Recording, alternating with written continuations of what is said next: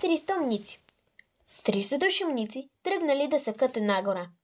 Нарамили брадвите, вървели, уморили се и седнали да си починат. Добре, ама като седели, объркали си краката и като рекли да стават, не знаели кои крака на кого са и се скарали. Един викал: тия крака са мои. Не, мои са. Викал друг: не се карайте за чужди крака, те са мои. Викал трети. Работата дошла до бой. В това време по пътя минал един хитрец. Хей, байо! Извикали му умниците. Ела да ни помириш! Седнахме да си починем и си объркахме краката. Сега не знаем кои на кого са. Добре, ще ви помогна. Ама какво ще ми дадете?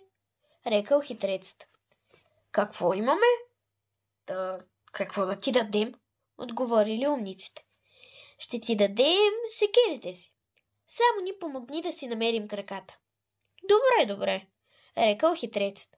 Пък като взел една дебела тояга, почнал да удря през краката. С колкото си сила имал, умниците наскачали и се разбягали настрани. Всеки със своите си крака. Байо, благодарим ти! Какво щяхме да правим, ако не бяхме си намерили краката? Умниците дали секирите си на хитреца. Той ги прибрал и се заминал.